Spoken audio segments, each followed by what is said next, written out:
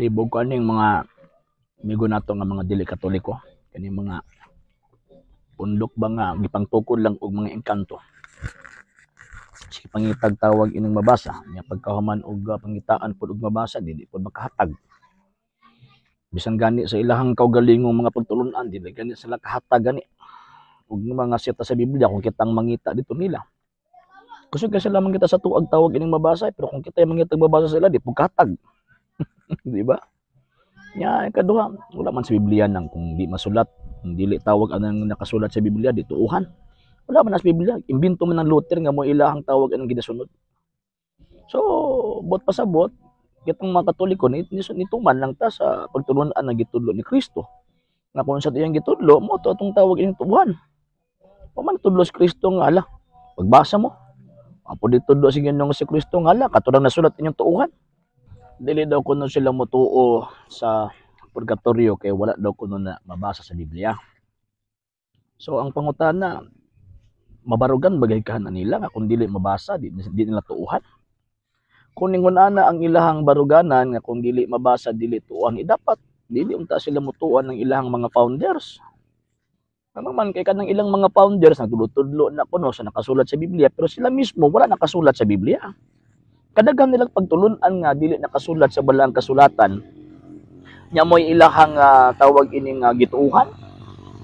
So buti pasabot usa na ka baruganan nga huyang nga dili ka motuo kay tawag ining dili na sulat. Ikaduha nga punto, kana magud nga word nga purgatory is dili magud na siya tawag anang kung sa kuan pa ba nga gi-create ni Kristo na nga word nya pagkahuman aron isulat sa Biblia, dili.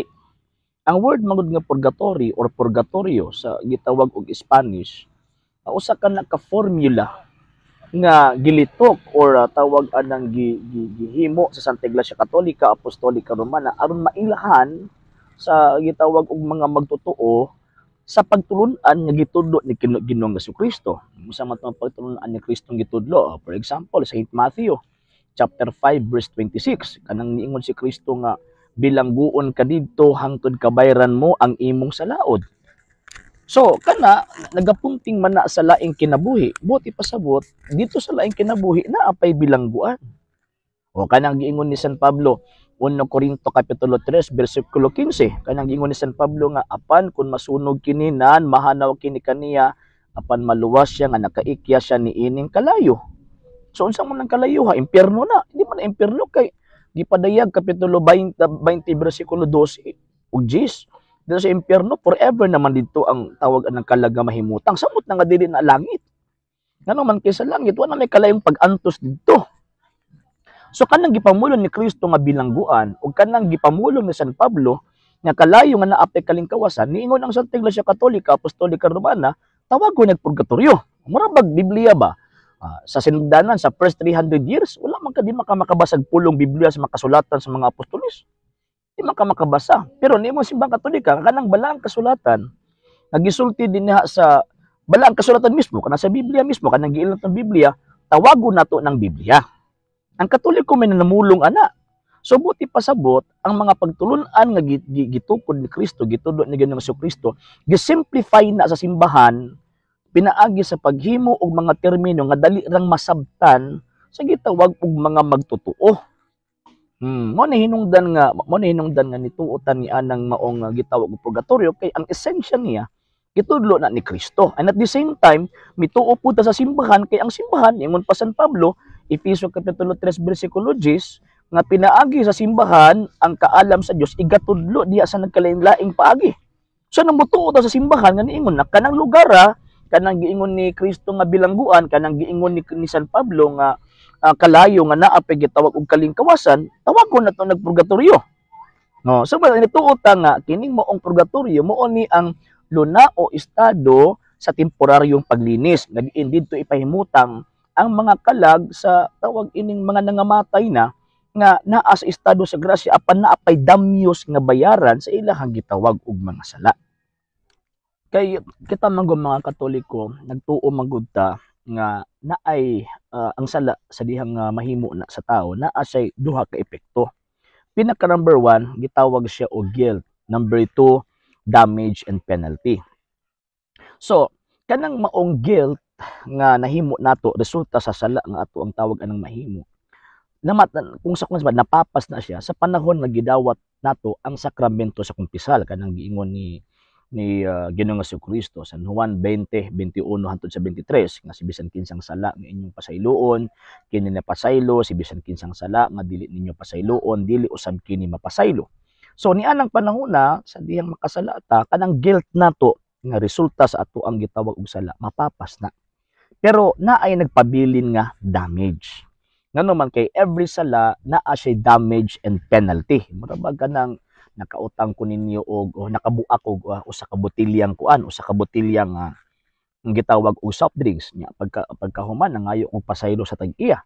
Niingon dayon ang tag-iya, wala problema dong gipasaylo ta ka. So nawala na akong guilt. Ano man gipasaylo naman ko sa tag-iya. Pero nimo po ang tag-iya sa niya atong ako ang kuan kung asa dito ko nga gitawag og nakasala niingon tong tag-iya nga bayari na ang imuhang kuan. Bayari na ang imuhang gitawag og nabuak. So buti pasabot every sala nga mahimo na atay guilt na apo ta gitawag og damage.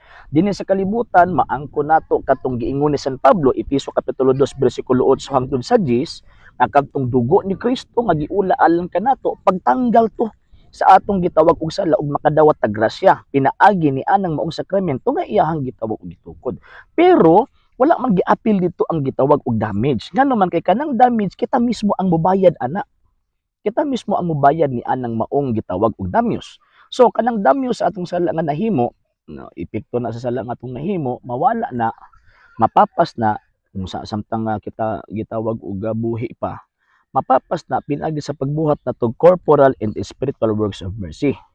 Corpus of mercy kanang nitabang ta sa atong katawo, nitabang ta sa gitawag mga nanginahanglan. Spiritual works of mercy kanang atong pagampo, kanang atong pagsimba nya mag-offer ta og maghimo tag devotion i-offer nato sa mga kalag nga naa sa gitawag og purgatorio. So usa na sa mga pamaagi nga tawag ini matangtang ang mga damyo sa sala nga atong nihimo. Pero sa dihang tawag anang wa nato nimo bayari samtang kita buhi pa mo nang kinahanglan ta moagi dito sa purgatorio. Yang purgatorio, ang mga kalag nga naa dito, wala na siya kahigayonan pang maimpyerno. Nga naman kay ang tanang mga kalag nga naa sa purgatorio, kuan siya tawag ining giandam na. Ginisan lang sila katong lang ang gipapasta lang nila katong gitawag og damage. Nga naman kay wala naman to ang ilahang guilt. Wala naman ang ilahang tawag anang guilt kinatangtang naman. So buti pa sa buti na sila maimpyerno kay wala naman sila guilt. Kitanggal naman pinaagi sa grasya ni Kristo. So karon katong damage ng ilahang bayaran kung mapapas to, giandam na sila padulong dito sa langit o padulong na sila ang ilang destination is padulong sa gitawag og langit.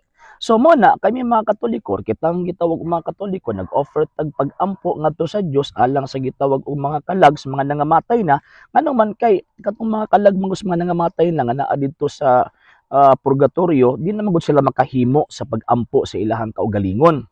Pag-ampo sa Dios alang sa ilahang kaugalingon. Kung dili igo na lamang sila naghulat sa mga pag-ampo sa mga buhi, especially sa pag-ampo sa ilang kaugalingong pamilya. Kunya ang pinakadako magud-ana nga pag-ampo nga tong i-offer or pagsimba is katong Santos nga Misa kay ang Santos nga Misa perfect sacrifice na siya, perfect offering magid na siya para sa kalag ni adtong mga igsuon nato nga mihali na niining kinabuhi. So mo na hinungdan kita mga Katoliko, man ampo ta para sa gitawag og mga nangamatay na ngano man tungod sa hinungdan nga sugo mo ni Kristo. Pagtulunan man na Ginoong Jesucristo. And at the same time, tudlo po ni Ginoong Jesucristo katong luna nga giingon niyang bilangguan, nga sumala ni San Pablo kalayo nga naay pagkalingkawasan, nga ginganlan na simbahan Katolika Apostolika Romana ug purgatorio. Mo nang karong November 2 mo nang ato ang ginahimo, ginasaulog nato na.